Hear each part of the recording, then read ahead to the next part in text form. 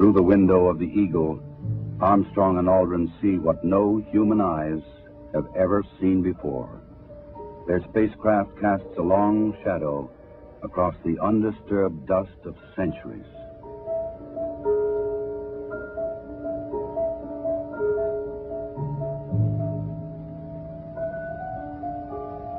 Seven hours after landing, after careful preparations for later ascent were completed, Armstrong opens the Eagle hatch and begins his climb down to the surface.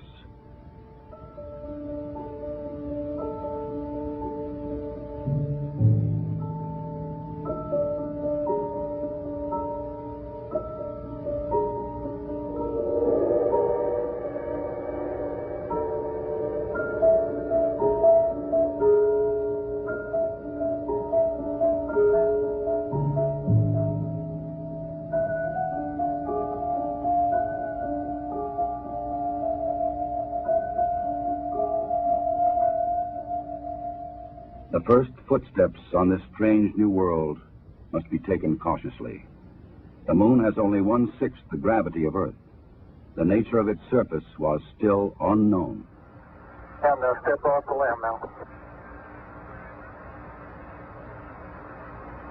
That's one small step for man, one giant leap for mankind.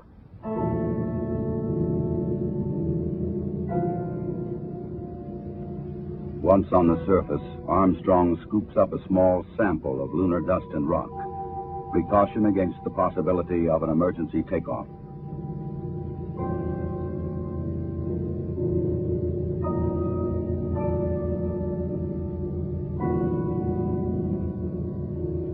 According to plan, astronaut Aldrin now descends from the Eagle. He and his equipment would weigh 383 pounds on Earth.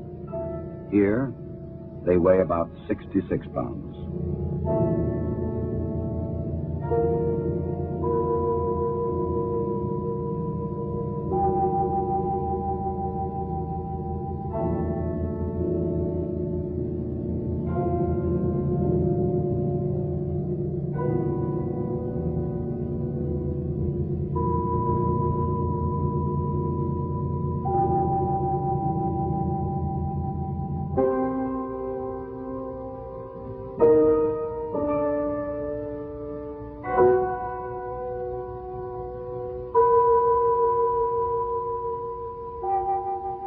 For a brief moment, the first men on the moon stand and look at the stark, lonely landscape around them, an experience which no one before them can share. But there is much to be done in the limited time which they can stay on this airless, cloudless satellite of Earth.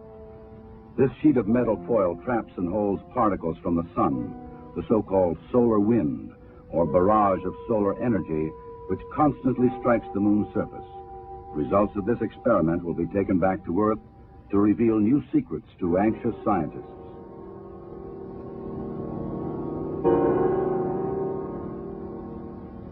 An American flag is left behind on the moon, together with medals honoring American and Soviet spacemen who lost their lives in earlier space tests, and a small disc carrying messages of goodwill from 73 nations on Earth.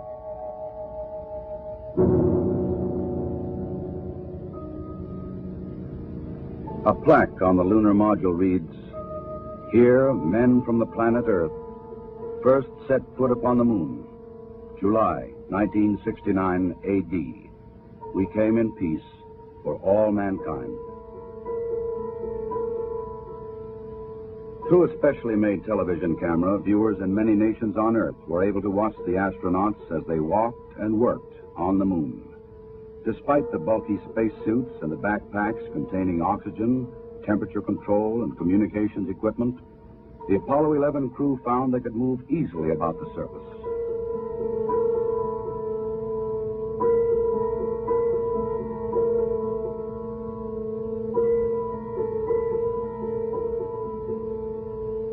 Because there is no wind or rain on the moon, these footprints will remain for centuries.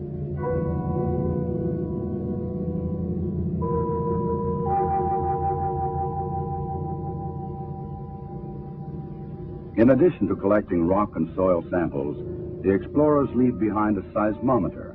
This highly sensitive device would send back valuable information on external meteoroid impacts, as well as internal lunar movements.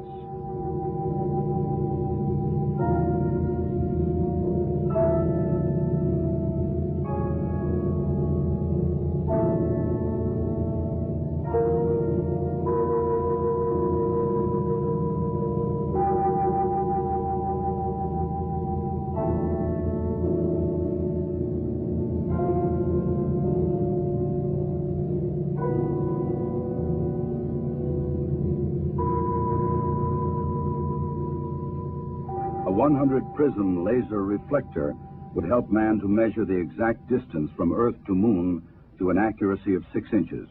These were the first of many experiments which will be taken to the Moon to provide man continuing and increasing knowledge about the Moon and the vastness of space beyond. After 2 hours and 31 minutes, the first lunar explorers had completed their research on the Moon. A night of rest in the lunar module, countdown preparations, and they were ready to come home. Tranquility Base, Houston. Guidance recommendation is pings, and you're cleared for takeoff. Roger, understand. We're number 1 on the runway.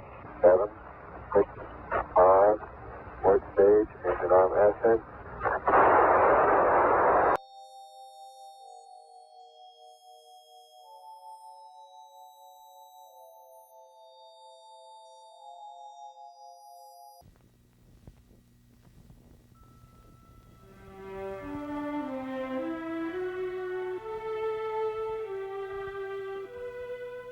A new door to space opens.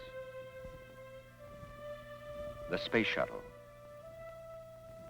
Everything that has gone before in space, this magnificent treasure, is prologue.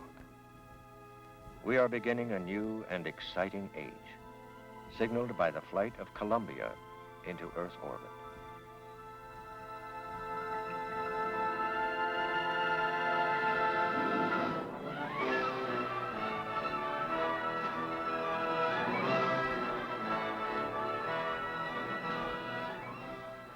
Columbia is the first of a fleet of ships of the Space Transportation System. Houston, Columbia, Hattie Reed. The others to follow, Roger, reading you loud and clear now. names which evoke the spirit of our purpose on this new ocean. Challenger, Discovery, Atlantis. And the monitors are all set up. The working environment aboard will be quite ordinary.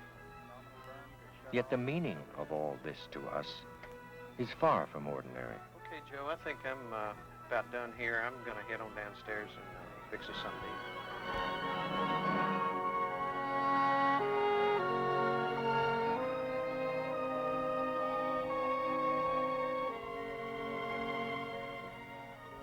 Space Shuttle, taking as many as 4 satellites into orbit, has the capability of retrieving orbiting satellites, repairing them in space, or bringing them back to Earth. Okay, Houston, Columbia, we had a good IMU alignment. Time was 4:55:57, and numbers are on the tape, and we did get the verification. Roger, we copy. Okay, Fred, 205 and 20,100. 20,230. Historian James A. Michener, in an address to Congress, said, "There are moments in history when challenges occur of such a compelling nature that to miss them is to miss the whole meaning of an epoch. Space is such a challenge."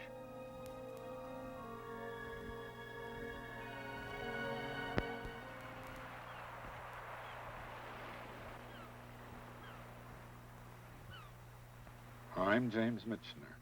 For most of my working years on this planet, I've been chronicling the rise and fall of human systems. If there is one thing I'm convinced of from years of studying history, it's that enemies do not destroy nations. Time and the loss of will brings them down. To see that this does not happen to this nation of ours, the United States cannot retreat from the challenge of our age.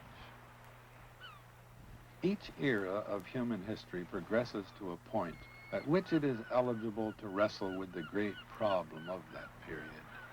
For the ancient Greeks, it was the organization of society. For the medievalists, the spelling out of their relationship to God. For the men of the 15th and 16th centuries, the mastery of the oceans. And for us, it is the determination of how mankind can live in harmony on the finite globe we call Earth, while establishing relationships to an infinite space. Okay, got EVVA on. We're ready for final suit pressure adjustment.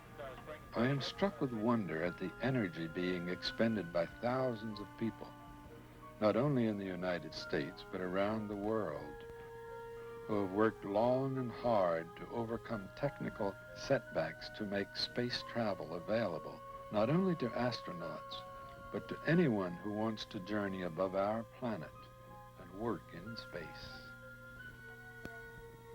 The space transportation system they've developed introduces the decade of the 80s to the spaceship Columbia, the first of many spacecraft that will be propelled, not on the top of expensive one-time boosters, but by a space transportation system that can be used economically over and over again.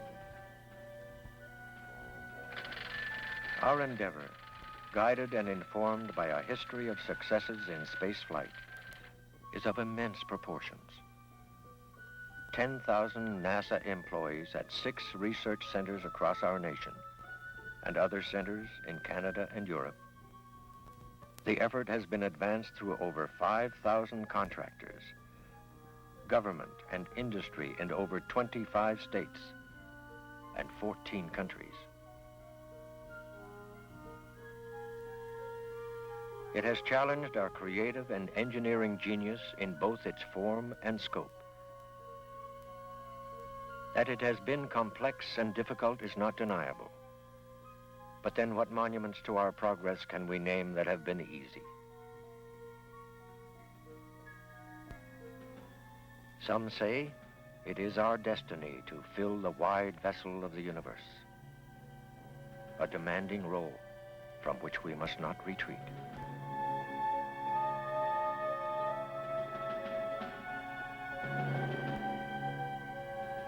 The hangar we call the Vehicle Assembly Building is so large, its dimensions so vast, that Robert Goddard's first rocket launch would not have escaped its confines.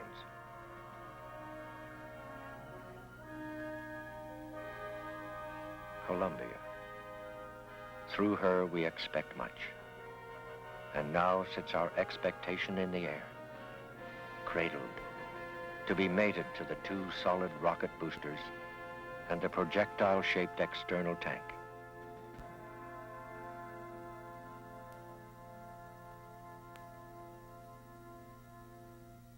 Okay, we're rolling out now. Today is the day the shuttle passes through the eye of the needle. Aboard the Elephantine Crawler Transporter, she journeys to Pad 39.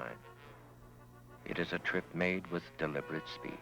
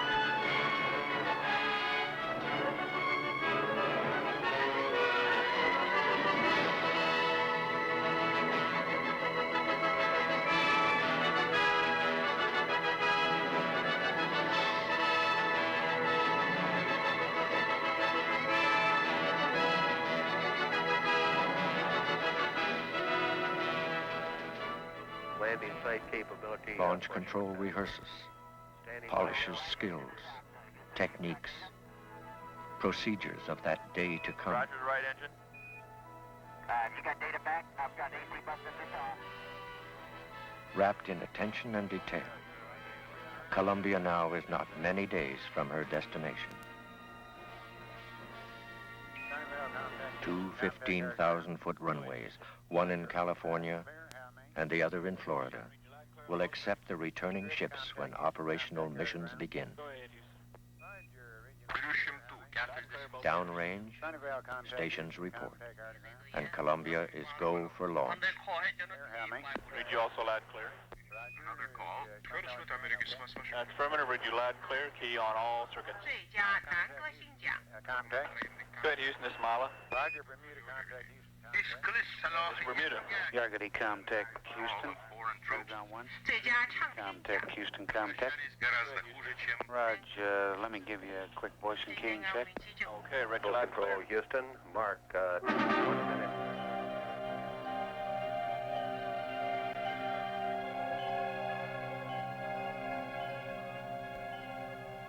The countdown has begun. Ignition.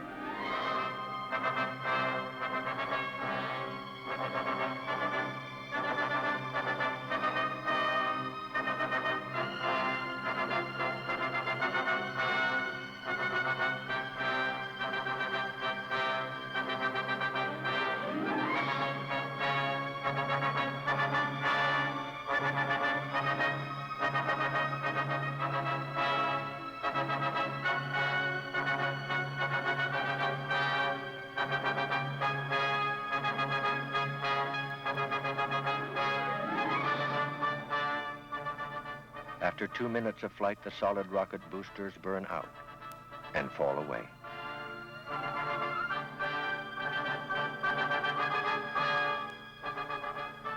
They are recovered in the Atlantic 175 miles, downrange from Pad 39, to be towed ashore and used again for another shuttle flight. The main engines continue to burn, and the external tank, now empty, is jettisoned to fall into a remote ocean area. Space Shuttle is in Earth orbit 150 miles above our planet. El transbordador espacial Columbia fue lanzado hoy exitosamente. Imaginez une navette spatiale effectuant des vols réguliers. أطلق اليوم بنجاح الأتوبيس الفضائي كولومبيا. أتوبيس الفضاء في مداره الآن. وذكر من لاحا الأتوبيس أن الرحلة تسير حسب الخطة الموضوعة. Hivi sasa chombo cha angani Columbia kinazunguka dunia yetu, na kwa wakati huu chombo hiki kinawawezesha wanasayansi wetu kuchunguza anga za juu bila gharama kubwa.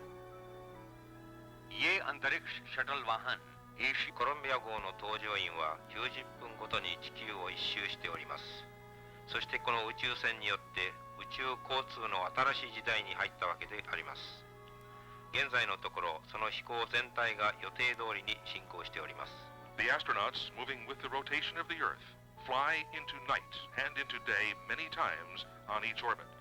In a 54-hour flight, they will see 36 sunrises and 36 magnificent sunsets as they orbit above the planet Earth, looking down on clouds and life below.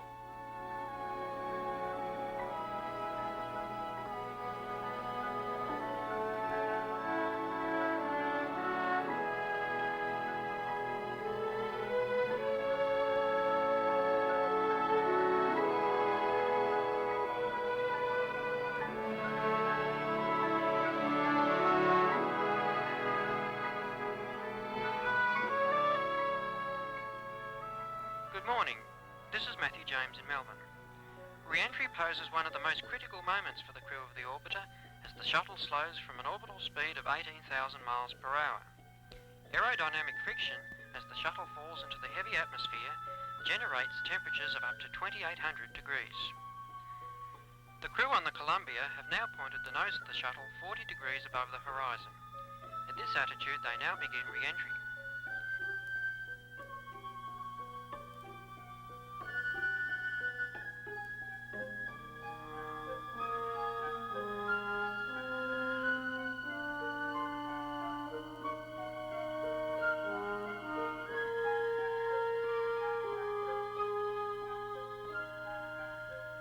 The 31,000 silica fiber tiles on the craft must reject and absorb this heat without transferring it to the interior of the spacecraft.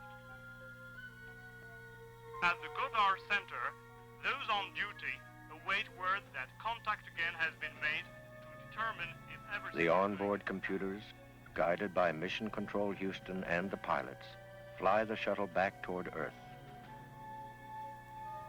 A long, very fast glide from mid-Pacific to California. First at hypersonic speeds, then supersonic.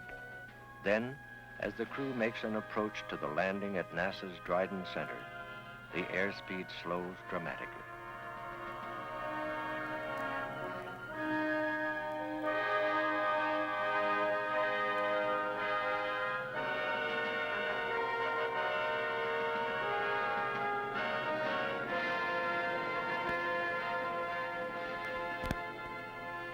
El transbordador espacial ha aterrizado en los Estados Unidos y todo parece estar en perfectas condiciones.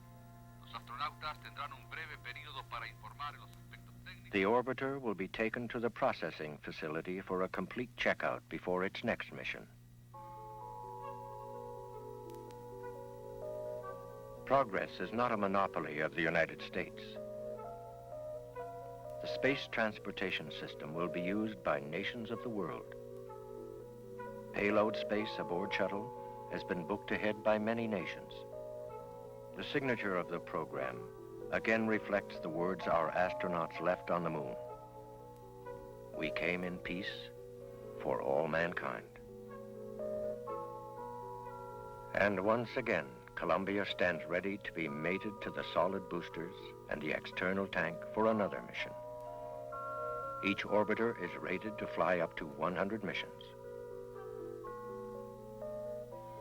Astronaut John Young, a veteran of the Gemini and Apollo programs, and the spacecraft commander of the first shuttle crew to go into orbit. Astronaut Bob Crippen, space shuttle pilot on the first flight. Both of these men experienced high-performance aircraft pilots. Young and Crippen, the specialists, analyze everything, the procedure of a good test pilot. Each step is questioned, tested. Solutions are tried, rehearsed, and the emergency is again simulated.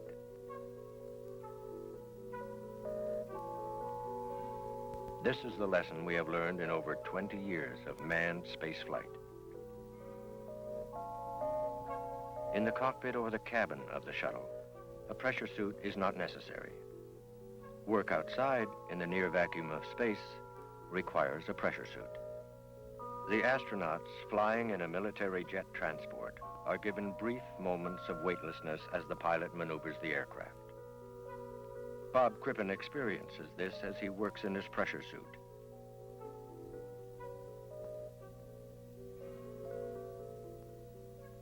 He must learn to use tools. The problem of handling things with his gloves on is compounded by weightless flight.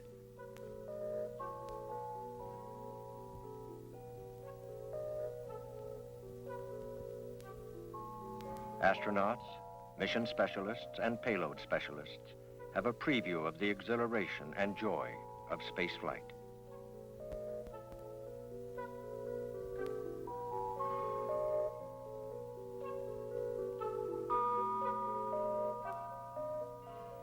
Survival school taught by the Air Force. It includes a bit of sky sailing and parachute training.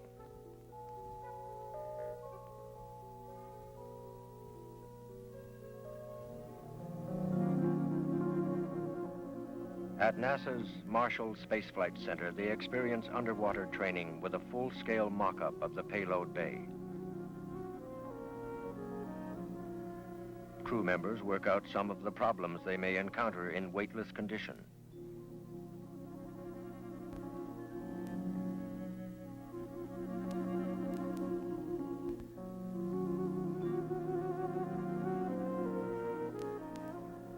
They find that movement underwater, under neutral buoyancy, strangely approximates the conditions they find in space.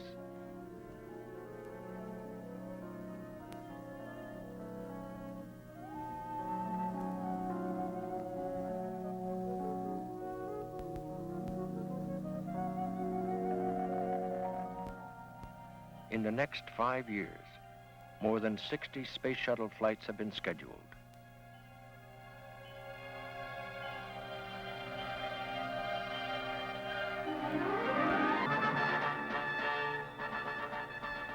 We will see Columbia, Challenger, Discovery, and Atlantis launching into space from Pad 39.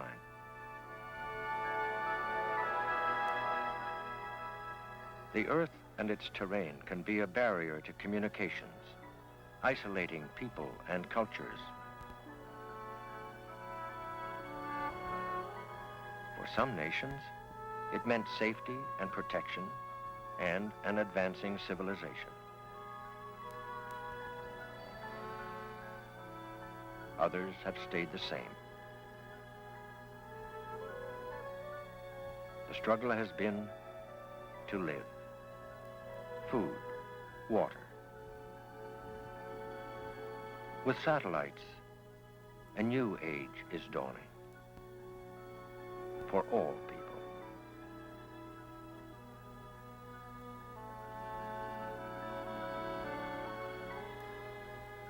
Okay, everything's in position now. The role of the mission specialist really starts once the orbiter gets on orbit, and at that time, it's the mission specialist who's really in charge of the orbiter's mission. The mission specialist's role could be anything from opening the payload bay doors to using the remote manipulator system, which is a big 50-foot long arm that's made by the Canadians, to deploy a satellite, which we'd carry up in the cargo bay, or retrieve a satellite that might already be in orbit. If there's an experiment that's being carried along by the shuttle on this mission, it'd be the mission specialist that would operate the experiment. Anything that the orbiter might be asked to do on that particular mission, the mission specialist will be asked to carry that out.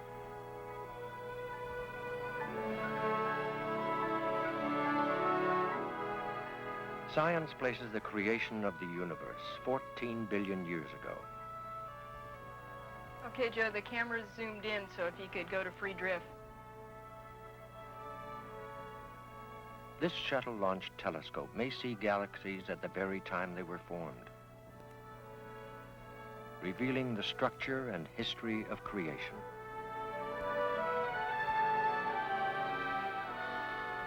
Deep space probes will add to our knowledge of our solar system, of the far planets, and the cosmology of the galaxies.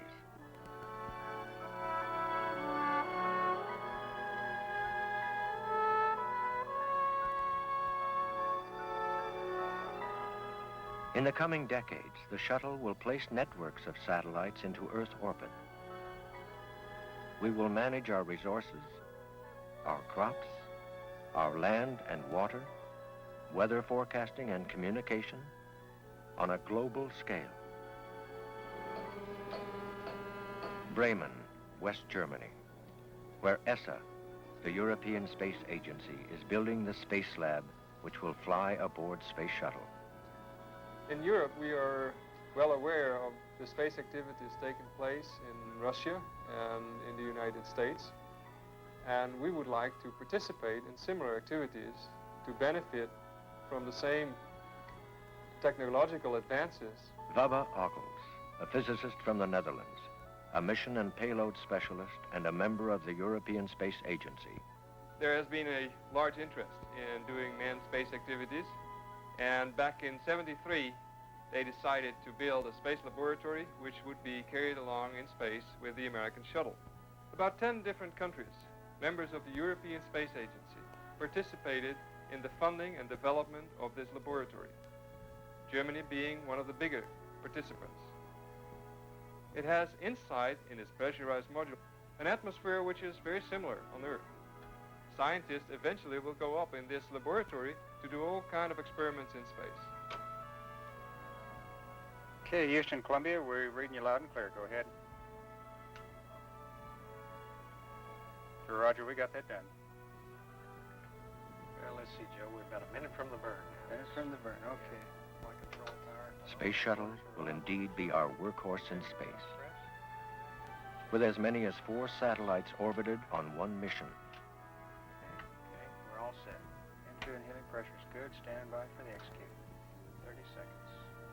The Department of Defense will have payloads on a third of the more than 400 flights scheduled over the next 12 years.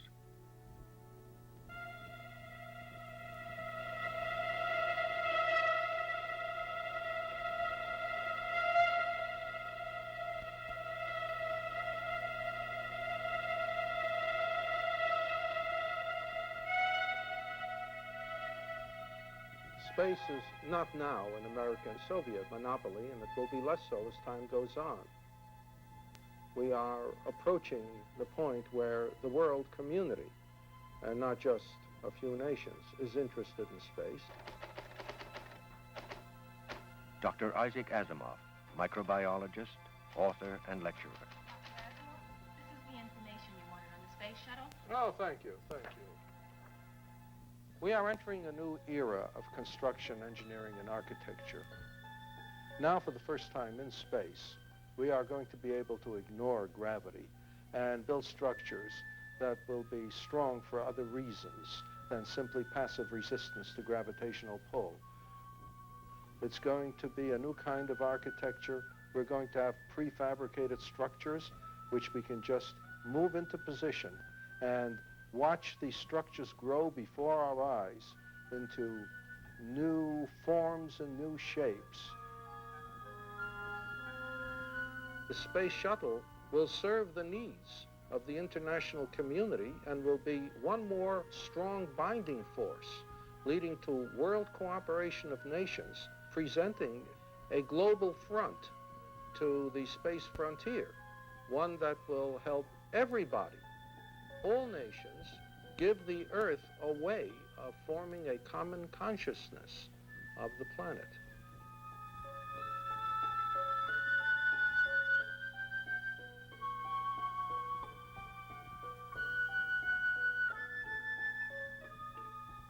The maiden voyage of the spaceship Columbia signals a new epoch.